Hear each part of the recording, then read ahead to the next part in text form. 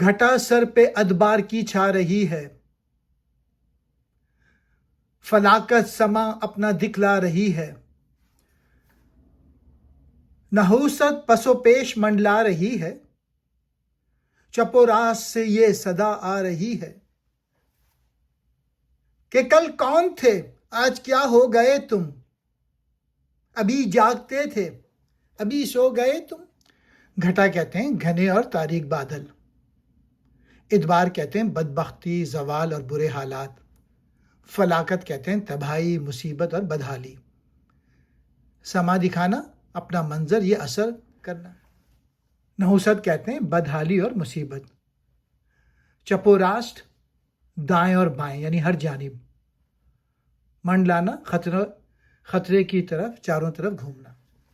حالی کہتے ہیں کہ مسلمان قوم کے سر پر زوال اور بدحالی کے گھنے بادل چھاتے جا رہے ہیں، تباہی کے آثار اب پوشیدہ نہیں رہے بلکہ ہر طرف صاف دکھائی دے رہے ہیں۔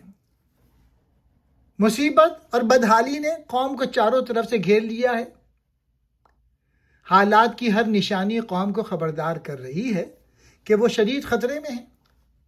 زمانہ مسلمانوں سے سوال کر رہا ہے کہ تم ماضی میں کون تھے اور آج تمہاری حالت کیا ہو گئی ہے؟ یعنی کل تم علم، تہذیب، عدل، اخلاق اور قیادت کے میدان میں دنیا کی رہنمائی کر رہے تھے، مگر آج تم غفلت، جہالت، اختلاف اور بے عملی کا شکار ہو گئے ہو۔ ابھی جاگتے تھے ابھی سو گئے تم کا مطلب یہ ہے کہ مسلمانوں کا زوال تاریخ کے اعتبار سے بہت تیزی سے ہوا۔ جو قوم کبھی بیدار، متحرک اور طاقتور تھی، وہ جلد ہی غفلت کی نیند سو گئی۔ حالی مسلمانوں کو صرف ان کا شاندار ماضی یاد نہیں دلاتے بلکہ چاہتے ہیں کہ وہ اپنی موجودہ حالت کا ماضی سے موازنہ کر کے بیدار ہوں اور دوبارہ ترقی کی کوشش کریں۔